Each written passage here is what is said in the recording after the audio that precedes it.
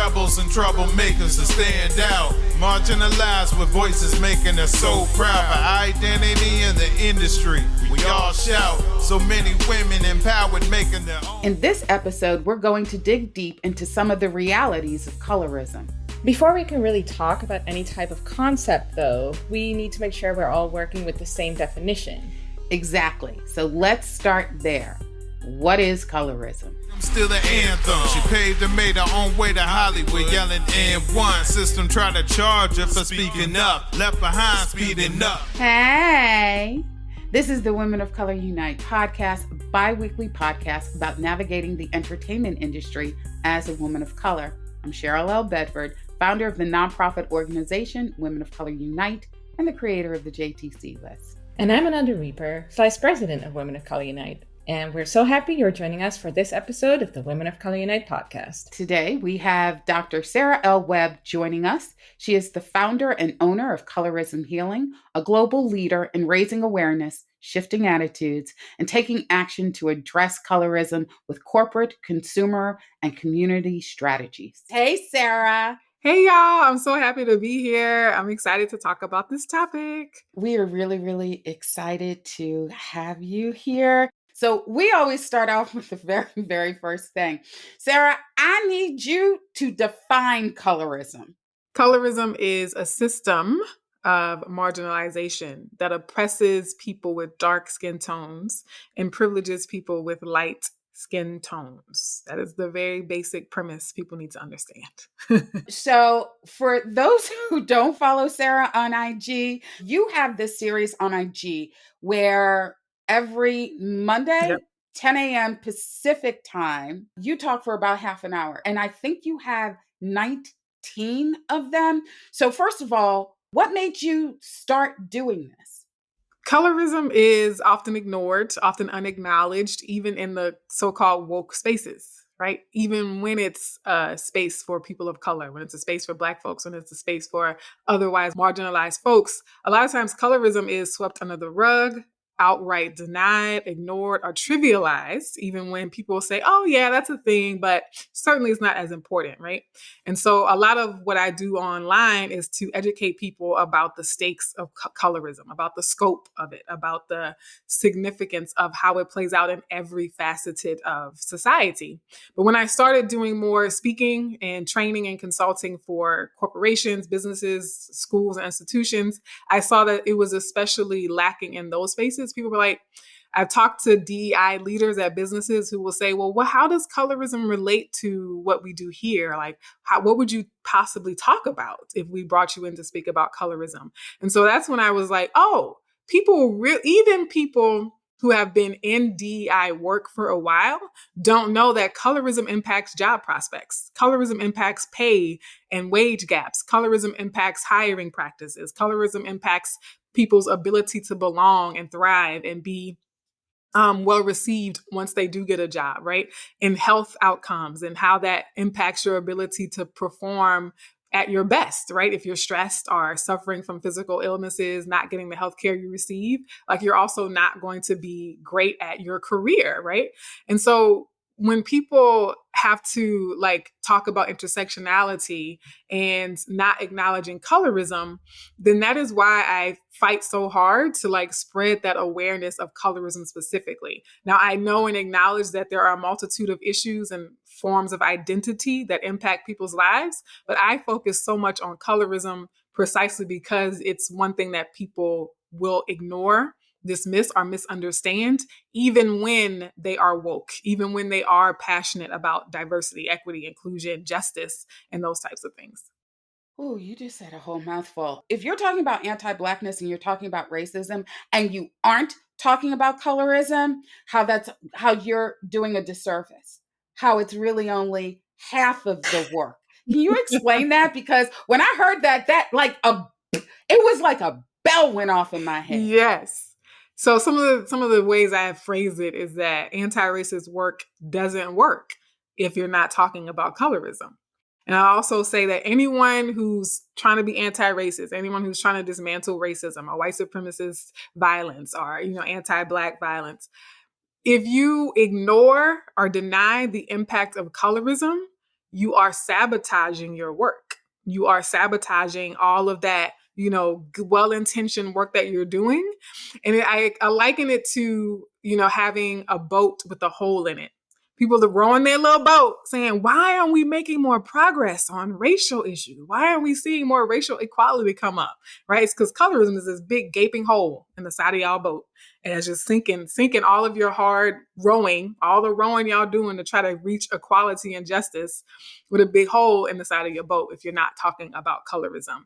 And I also say that anybody who perpetuates colorism is perpetuating white supremacy. You can't say, oh, I'm against white supremacy, I'm against racism, but I'm okay with colorism, because those two things are one and the same. If you are perpetuating colorism, you are inherently also perpetuating anti-Blackness and white supremacist violence. Every time you talk, I'm just going to sit here and I'm just going to sit here and sip my coffee. It's really interesting because I have had very similar conversations in Hollywood. I have been told by some people in Hollywood, Black people in Hollywood, stop talking about colorism. Or why do you talk about colorism so much? And I'm like, first of all, I'm dark skinned. Secondly of all, for those who don't know, I'm one of the producers of Dark Girls. And also because look how we have been portrayed for years in media. Everybody remember that movie, Straight Outta Compton, Yes. They put out the casting notice and they had A, B, C, and D. We were like, oh, thanks for putting in writing what you've already been practicing. Just because this is the first time the public is seeing it in writing, but yeah, that's been the standard and the practice for decades, since the inception of film, right? They just said the quiet part out loud. Exactly. They just said the quiet part out loud. But the other thing is that if you look at a lot of the executives in Hollywood for years and years and years, those who had made it to vice president or EVP, SVP, or who sat C-suite, they passed that brown paper bag test. Let's just be honest. In a previous episode, I talked about the conversation that I had with Nithya Raman when she was head of Time's Up Entertainment and how they had done one of those programs. And I was like, why are we doing this for newbies again? What about that 44% of women of color who leave the entertainment industry after 10 years of experience because they don't hit a glass ceiling, it's concrete. And she said, oh, we've had those conversations with studios. They just don't think the rest of you are good enough. So if we're not good enough, but we all look the same, right? If all of the people that they're like, oh, these are the few Black people who are good enough, and the majority of those Black people are light-skinned, biracial, ambiguously, what does that say? Which is why I had such a visceral reaction. And really, Sarah, it wasn't until later that I realized why my reaction was so visceral. I actually said to her at the time, have them tell that to my motherfucking face. And then I relaxed a little bit. I'm like, but you still did the program and you still took the money, which means you're actually co-signing what they believe. Now, if we take that and we look at that, this conversation I had with her, well documented, so forth and so on. But then we add the lens of colorism to it. So basically, you're saying that all those people, and the majority of them could pass a brown paper bag test, then what does that say? So the people who aren't qualified are dark skinned? What do you think about that conversation? Yeah. So I had. I'll also say too, for anyone who doesn't know me, I would see myself as an outsider of Hollywood for sure. Right. So, yes. But what I know from research and from my studies and my work with other companies and other industries is that what that pattern you described is the same in every type of industry, where the higher up the organizational chart you get, the more into the C-suite level, senior management level you get, people see that there becomes less and less melanin, less and less amount of, dark-skinned people and more Eurocentric presenting people. And also more, mixed race and biracial people, right? If you are picking and choosing amongst people of color, whether it be Black, Asian, Latino. And so you have this gradient where even the most talented people oftentimes are not seen or recognized because of that filter, that bias, right? And this is what people have to understand, is that none of you making these choices are objective, right? You're making value judgments on people's skills and talents and their worthiness. Are they a right fit for the team? Like, all of that is being filtered through your biases, which you refuse to look at, which you refuse to acknowledge, much less alter, change, or mitigate, right? And so when you talk about who's making the decisions, though, when it comes to something like colorism, I often remind people that colorism can be perpetuated by white people. It can be perpetuated by other Black people. It can be perpetuated by Asian people. And so for us dark-skinned people, especially dark-skinned Black women in particular, we are not safe regardless of what the executives look like, because that's the thing. And we see it a lot with Black men, for example, even if they themselves are dark-skinned Black men, making decisions in these corporate spaces and behind the scenes that throw dark-skinned Black women under the bus, that make us invisible, that erase us, or that stigmatize us, right, and degrade us, while they, because of their male privilege, because of their positioning in the patriarchal system, they kind of leverage that in terms of gaining clout or gaining a little elevated status for them. And so yes, a lot of the people making this, because people will tell me, oh, we just have to start making our own stuff. Like, we just need more, Black created things or Black owned things.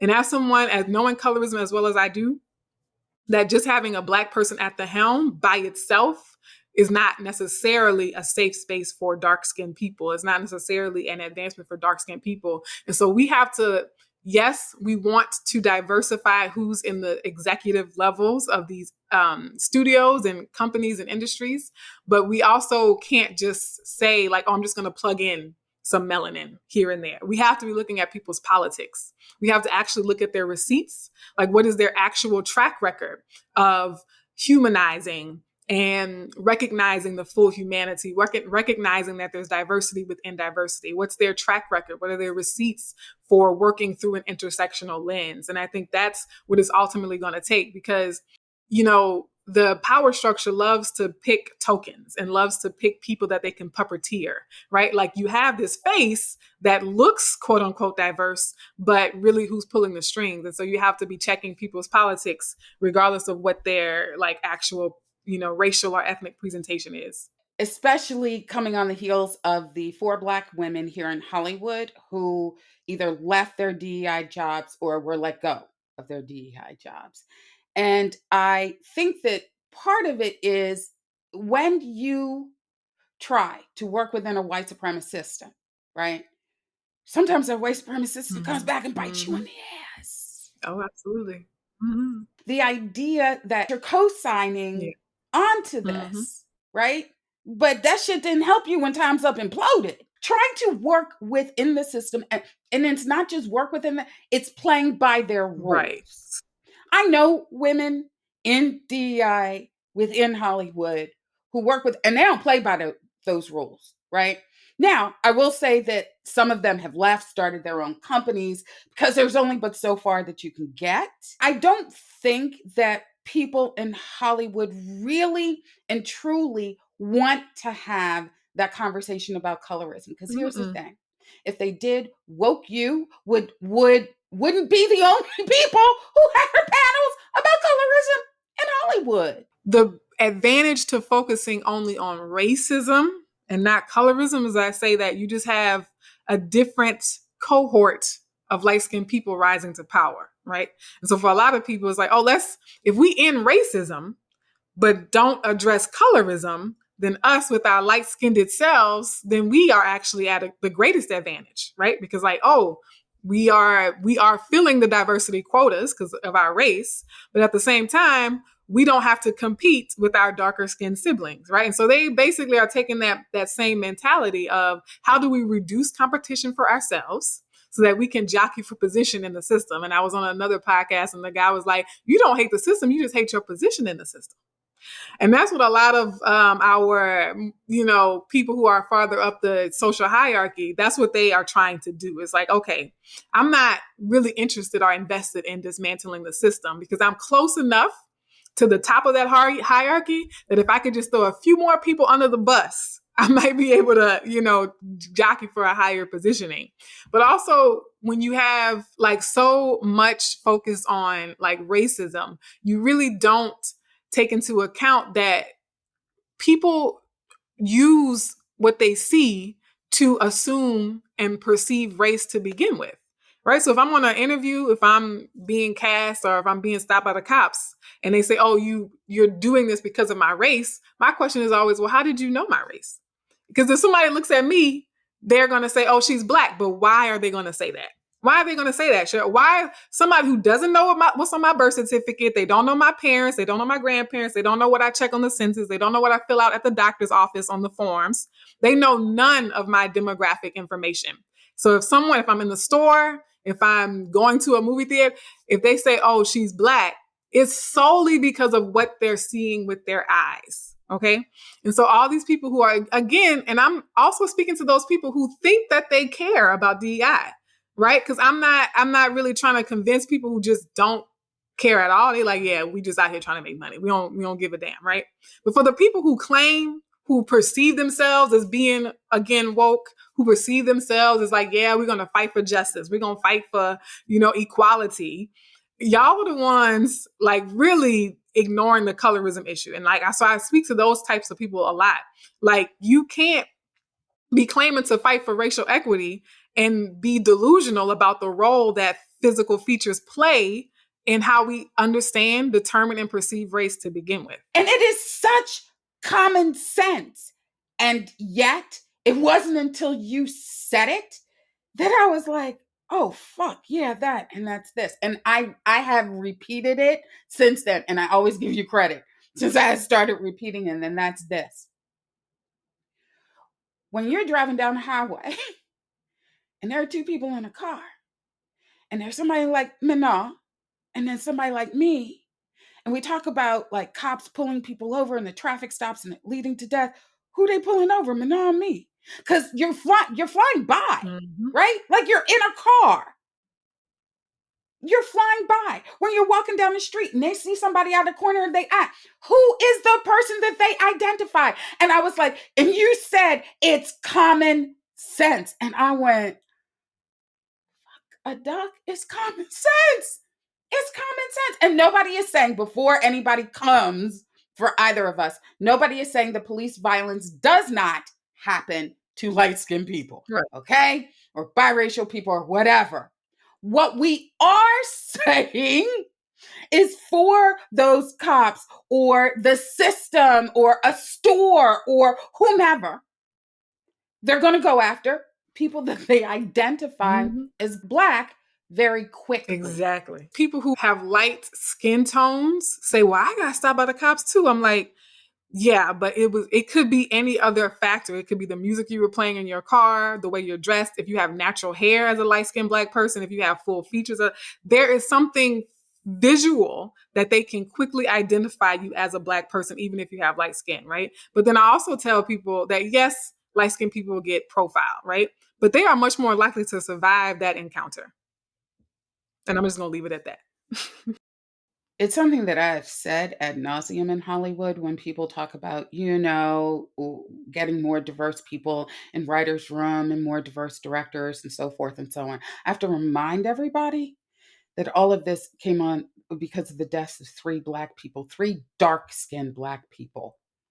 Breonna Taylor, Ahmaud Arbery, and George Floyd. None of them were past the brown paper bag test. None of them. And so when we talk about social justice, when we talk about those things specifically within the sphere that we're in Hollywood, and we need money, I'm like, why isn't the money going to some dark-skinned people running stuff? Me, Londi Maduro, women of color filmmakers, Taiji Cherry Kids in the Spotlight. Like, there are so many organizations out there that are being run by dark-skinned women. And we not look, I've said this ad nauseum. Women and girls of color run nonprofits in the United States of America receive 0.5% of all grant and foundation money. And that has gone down. It used to be 2%, then it was 1.6, 0.5 as of the last study in July 2020. 0.5%. Right? Like, why are we not specifically uplifting those who've been doing the work their entire fucking life? Like Taiji Charity has had Kids in Spotlight, I think 11, 12 years.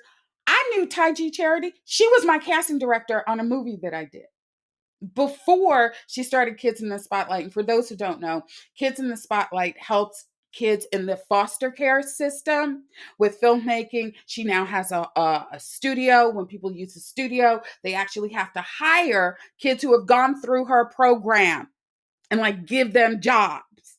Like, we're out here doing shit, except where did that money actually go? You said it in your IG, and I want to talk about this for a second. You talked about cousins. You talked about light-skinned people basically throwing a rock and hiding their hand. And I thought that was really interesting within all of these conversations that we have had about why are we picking on light-skinned people and so forth and so on. And you're like, wait a second. So can you tell people what you said? Because I think a lot of people went, oh, shit. Because I don't know how familiar people are who are listening to this podcast. I just want to make sure we leave with certain key points, okay? So we talked about how reverse colorism does not exist, that any sort of mistreatment or bullying that light-skinned people experience from darker-skinned people, for example, is not the same as reversing an entire system that results in less pay, right? You can get bullied all day and you're still going to make more than me. You could have your hair pulled all day and you're still more likely to get hired. You're still more likely to survive encounters with the police. You're still more likely to be treated fairly in the criminal justice system, right? And so that's what an ism is, right? That systemic piece. Anybody can mistreat anybody, regardless of skin tone. I will acknowledge that. Dark-skinned people have mistreated me for being dark-skinned, right? And so, yes, we can all be bullied, but only one side of the spectrum is being systemically disadvantaged, being systemically oppressed and repressed and marginalized, and having this sort of systemic sanctioning of their harm, right, and violence against them. And then the other thing that I was saying is that you can't be mad at backlash to a system when you are happily benefiting from that system, right? And so what I see or hear from a lot of light-skinned people is they're like, oh, dark-skinned girls are so mean to me. And I'm like, well, why was that? Right? Why? And if you say dark-skinned girls are jealous, I'm like, why? What would we be jealous of? Right? Let's go ahead and follow your own logic and see where that leads us. Because if you were to logically answer those questions, you would say, oh, yeah, they were mean to me because I participated in teasing them, right? Or I participated in their violence, or I boldly accepted these advantages and these privileges without seeing to it that they were equitably treated, right? And so for generations, multiple generations, decades and decades and decades, our great-great-grandparents, light-skinned people have actively participated in the system of colorism. Because a lot of light-skinned people talk about reverse colorism as if they're innocent bystanders. Right? They want to perpetuate that narrative. Like, I was just innocently sitting here, minding my own business, never did anything wrong, always had the best intentions, and out of nowhere, for no reason, just because I was born with this skin tone, they attacked me. And I'm like, girl, stop. Okay, now good and well. Good and well that light-skinned people for generations have actively set themselves apart. And you talked about the paper bag test. That was one of the means. But you have had, and I'm not trying to single out any particular institution or organization, but you have had things that were supposedly created for and by Black folks who practice these forms of exclusion, who practice these forms of discrimination, who said, yeah, you're not the right kind of Black person, right? Because there's the argument of like, oh, they always told me I wasn't Black enough. And I was like, well, how about all of us who were told we were too Black, right? And then that leading to our systemic exclusion. Because no matter how many times you feel like you're not Black enough in a space, like you still have access and advantage to capital, resources, opportunities, right? Whereas those of us who have always been told that we are too Black, quote unquote, not only are we being made to feel like outcasts, but then we are also systemically outcast. And that's the difference, because light-skinned people, they want to focus on how they were made to feel by somebody. Somebody made me feel bad because they didn't want to be my friend. They didn't want to sit at the table with me at lunch, or they don't want to invite me into their circle of friends. Okay, that's a feeling. Dark-skinned people also have similar feelings of being outcast, of not being accepted into social circles, of being told that they're not good enough for whatever reason. And in addition to the feeling, emotional aspect of it, we're simultaneously systemically marginalized, right? And killed at disproportionate rates and left to fend for ourselves at disproportionate rates and not protected, and people don't come to our rescue. When light-skinned people do complain about how they were hurt by somebody, you have the whole society coming to their defense. Like, oh my gosh, we are so sorry that happened to you. And how dare you tell them that they're not Black enough? And like, you will have like the vitriol from the, light skin brigade and other people of different shades saying like, I'm going to defend this person. I'm going to stand up for them. But when dark skinned people talk about the ways we're treated, it's like, oh, you're just jealous. Oh, you're being too sensitive. Oh, you need to get over it. Just love yourself, right? And people have this like sort of dismissive attitude about it. And so there's a lot involved. And so any like person who's thinking about, oh, well, I got teased for being too dark. Or I got teased for not being Black enough. It's like, I'm sorry that you got teased, but if you hate the backlash to the system, then you yourself need to be invested in dismantling that system. If you don't like people being resentful of your privilege, then you also need to be trying to dismantle the system that privileges you, right? But they want their cake and eat it too. They want to benefit and be able to like be advantaged from colorism, and they want to avoid backlash for that. And I'm like, you can't have it both ways, right? Like if you want to take full advantage of this system and your positioning because of colorism, then you're going to have to deal with us being mad about it, right? Otherwise, if you want community with dark-skinned people, then we need to see the receipts that you are actively being an accomplice, that you are actively, stepping aside, that you are actively like acknowledging the ways that you've been benefited. And then the last thing I'll say, because I know I've been ranting, is dark-skinned people don't owe you sisterhood. Dark-skinned people don't owe you friendship. The fact that y'all feel entitled to being in community with us with no evidence that we should trust you, with ample evidence that we should not, is part of the problem, right? And so anyone who wants to be in community with us, one, understand that you're not entitled to being given that grace or that trust. And then secondly, like if you are someone who genuinely understands and who's genuinely deserving of that trust in that community, then you're probably the least likely to complain about not being accepted. That's the catch-22, is that the ones who are genuinely in sisterhood with us as dark-skinned people are the ones who aren't complaining. They're the ones who like, yep, you right. Now listen to Cheryl L, and Dr. Webb, right? The ones who are complaining, I'm like, y'all have not shown yourselves to be sisterly, to demand this sisterhood from us as dark-skinned people. And I gotta stop. And really, that has a lot to do with community. Akosua had this on her IG, which is just because you identify doesn't mean the community has to accept you. Most Black people in America have some caucasity up in their DNA, right? But it's not like we go around saying, hi, I'm Irish. Hi, I'm English. Hi, I'm French. Like, we don't do that. And if we did, the Irish could look at us and go, you're not part of our specific struggle, like with England. You're not part of our community, yet somebody got a little bit, and we just supposed to accept them without, as you said, the evidence that how are you in community? What have you done within our community? And look, because I have had people be like, hey, you just don't like light-skinned people. I'm like, my family is completely mixed. We have had these conversations. Like, my biracial cousins understand their privilege. Like, they absolutely understand their privilege. Within our own family, it's what can we do to help? Understanding the privilege, so forth and so on. So when you were actually talking about that cousins thing, as somebody who has, lighter skinned biracial cousins, we have actually commented about how that has happened in other families. Like, didn't happen in ours. Like, you fucked up, right?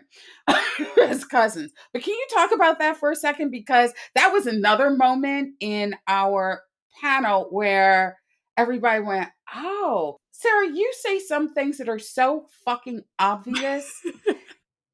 So talk a minute about the elevation of those who are light skinned, what the cousins do, because to me that cousins thing that goes hand in hand because it starts so early. Yeah.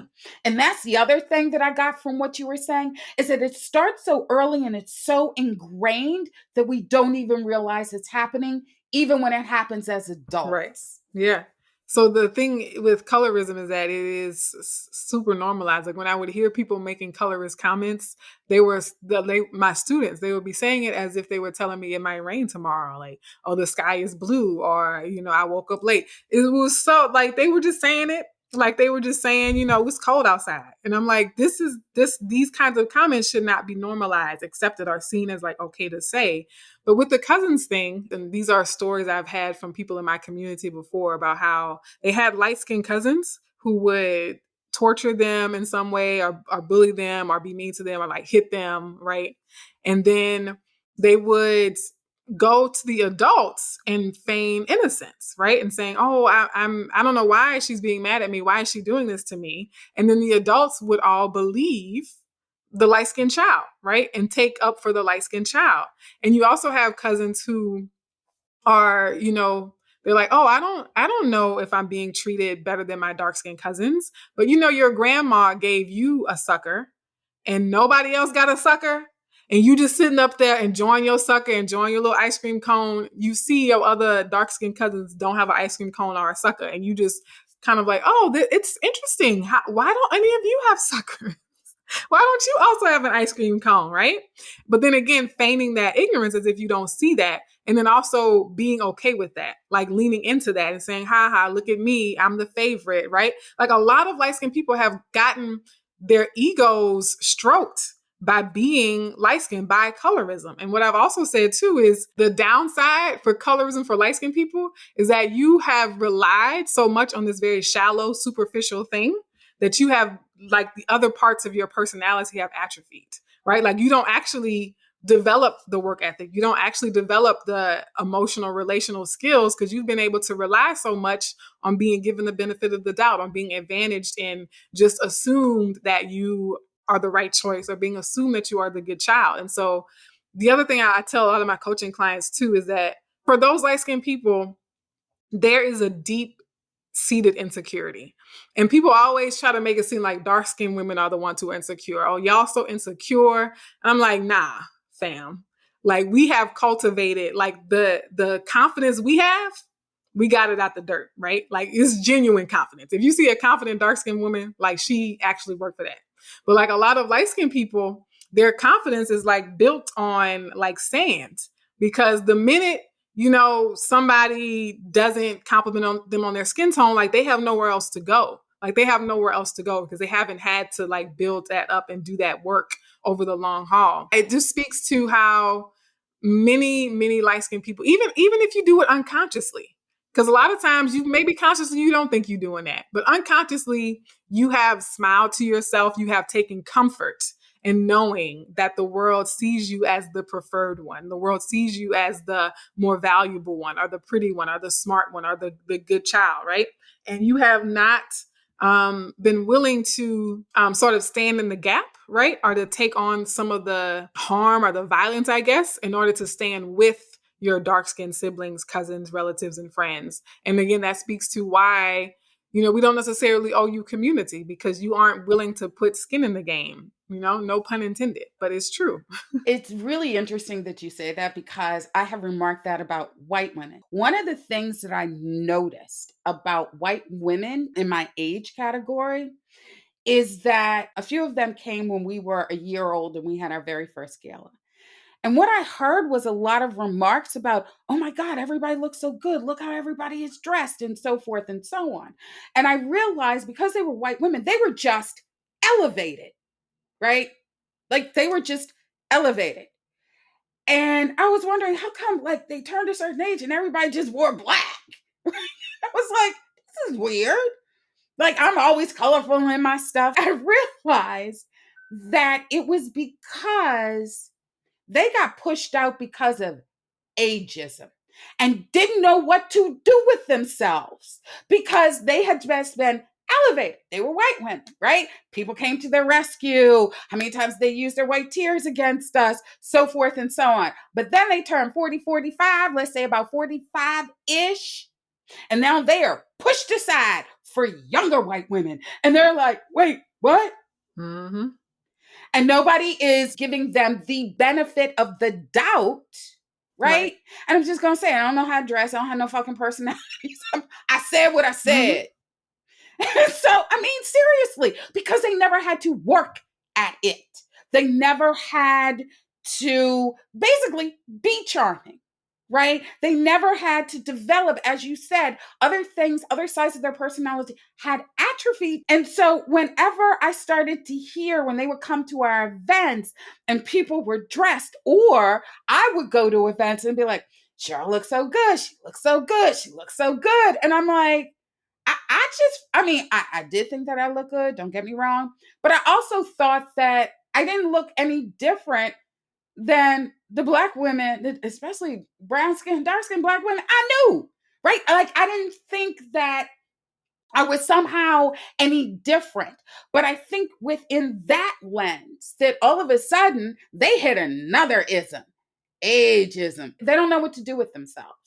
And so I think you're absolutely right, because I think the same thing sometimes happens with our light-skinned counterparts, right? That all of a sudden they hit ageism. And that's an ism. I don't know why they don't see that shit coming. Like, I'm so happy to be an auntie. Like, I just want to be everybody's auntie, right? I'm just here to support. When you ask light-skinned people to be honest, I often use like the analogy of me as a skinny woman talking to a group of, larger bodied women, plus size women, and being like, we get treated exactly the same. Like, we all just women at the end of the day. People don't see that I'm skinny. You know what I'm saying? Like, that don't make no difference. That's really how people sound. Or me as an able-bodied person talking to a group of disabled women and being like, I just don't understand. Like, I don't get any advantages. It's not easier for me. I have to work just as hard, right? Like, if I said that in those contexts, y'all would side at me so hard. Backhand slap me, be like, nah, Dr. Webb, we need to have several seats, right? Because I have always been thin. And I had a light-skinned person say, well, I'm not dark-skinned, so I just don't know. I can't say. And I'm like, that's like me saying, because I'm skinny, I don't know that there's fat phobia in the industry or like in society, right? Because every magazine, every movie, the way airplane seats are made, like, it's so obvious that the world is literally built for people with certain bodies. And even though I happen to have the body type that is normalized, right? Like that the world tends to be built for, doesn't mean I can't see it, right? In terms of it being obvious. If the elevator is broken, I can go up the stairs, but that's not the case for everybody. And so when we say that I don't have any privilege, and it's exactly the same for me as it is for all other Black women, it's a level of disingenuousness and a level of willful ignorance that is kind of unforgivable, really. And I know I have forms of privilege, so I'm not going to say that just because I'm dark-skinned, African-American, and a woman, that I'm the most marginalized person on the planet, because I'm not. There are even levels of marginalization beyond what I have. And so I'm saying, like, I'm willing to acknowledge that. And so asking light-skinned people to acknowledge that doesn't take away from like, okay, yeah, you experience racism. Maybe you experience sexism, but it's levels to everything. It's levels to all of it. And I am more likely to be able to free myself from the ways I'm harmed and marginalized if I'm also fighting for the freedom and liberation of people who are more marginalized than I am. That is a whole ass word. Our advocate for disability is Diana Elizabeth Jordan, who's also dark-skinned, right? When we have trans issues in LGBTQIA, we have Nikki Bailey, who's dark-skinned, and Nnani Lee, who's trans, a dark-skinned trans Black woman. And the reason that we do this, first of all, most of them are already working within that space when they agreed to come over and help us as one of our advocates, right? The other thing is, to me, it is very important to have dark-skinned women within that, like the more intersectional. And look, I have said this before, right? I have weighed as much as 315 pounds down to 175 pounds. When talking about fat phobia and sizeism, when I was fatter, nobody listened to me. When I was thinner, people were like, oh, tell us about it. And I'm like, I'm the same person, right? But the way the world treats me at different sizes. And there is something else that I really want to touch on. And that is when we were talking about hairism and texturism, because people have invited me into spaces just specifically because of my hair. Growing up, I had light-skinned girls who would invite me into their groups and their whatever, so forth and so on. And I was the darkest person in there specifically because of my hair. All of these things add in, right? And understanding where you are within that particular structure, understanding where you are within all of these intersectionalities. And Sarah, you were talking about hairism, because it does depend on what style I'm wearing. Can you expand on that just a little? Because you see it all the time in fucking Hollywood. Yeah. So like my hair, for example, like the texture could be the same, but as in an afro, people see it as less appealing. And I literally in high school had somebody say, I like when your hair is twisted. It just looks more feminine than the afro, right? And so, yeah, same hair texture, but if you plait it or do cornrows or do twists, people say, oh, that's a little more acceptable, right? Or if I were to straighten it, right? It would be the same hair texture, but it would be in a different style. And so even sometimes, when we talk about people who might have like a looser curl pattern, they get ostracized because they wear it in braids, right? Who was it? Zoe Kravitz. They were saying like, take your braids out, right?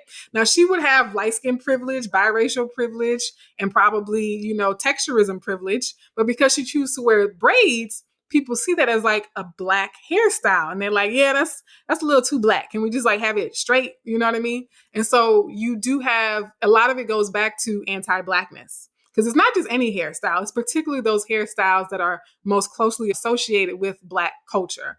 But the flip side of that is, if white people were to wear the same hairstyle, then it's cool. Like, oh, look how different, look how unique, right? So it's only stigmatized when Black people are actually the ones wearing it. Woo, child. We could talk about this for hours. Hollywood's got so much more work to do to make things right. But listening to experts like Dr. Cheryl L. Webb is a good start. We can't really have fruitful conversations about racism if we don't address colorism. So hopefully this podcast gives you, the audience, some more tools to understand and discuss this subject. And for the filmmakers among you, please keep it in mind as you write stories and cast your films. Many thanks to Sarah for sharing her time and expertise with us today. I'll say it again. It's vital that we include actual scholars on these subjects in the conversation of inclusion in the entertainment industry. You're absolutely right. So we're continuing this conversation in our Hot Tea segment, which is available for our premium subscribers. Cheryl and I are going to be talking about specifically my experience as a white-passing biracial Black woman and how we can help in dismantling the system. If you want to join us for that and get access to the video versions of these podcasts so you can see our beautiful faces, our premium subscription is just $2.99 a month, and you can subscribe on Spotify, and you can find the link in the show notes. Either way, that's it for this episode. As a premium subscriber, you get access to our Hot Tea Premium segment, as well as the video version of this podcast. You can find the Spotify subscription link in the show notes. And if you're listening through the Spotify app, Be sure to cast your vote on the poll and leave a comment or question in the Q&A. The Women of Color Unite podcast is produced by Nwabata Nnani and edited by Lauren Bonett. The music is by Oh Yeah, featuring Nayuta. Subscribe to the Women of Color Unite podcast to never miss an episode. If you want to submit questions or responses to this episode, either written or a voice note, you can send them to podcast@woceunite.com. Find the show notes and transcripts for this podcast on our website, woceunite.org, where you can also learn more about Women of Color Unite and sign up to become a member for free if you haven't yet, or sign up for our monthly newsletter. Please consider making a tax-deductible donation. Donations are what enable us to create amazing programs like our #StartWith8 career development program. If you're on social media, you can follow the podcast at WOCU Podcast, and you can follow Women of Color Unite at WOCUnite.org. Follow Manon, myself, at Manon de Reeper, and Cheryl at Cheryl_CLBP. Please stay tuned and join us for the next episode of the Women of Color Unite podcast, because we telling it like it is. We need rebels and troublemakers to stand out, marginalized with voices making us so proud. For identity in the industry, we all shout. So many women empowered, making their own route. Like ageism, racism, sexism. Uncovered, they get together to form a force to prove the one that ain't gotta have a child to be seen as a mother. I'm saying, All power to the women of color. Yeah. It's just a salute to Cheryl Bedford, leading activist in the community. She's bridging the gap and bringing all women together to fight for real inclusion amongst all the diversities. Keep going.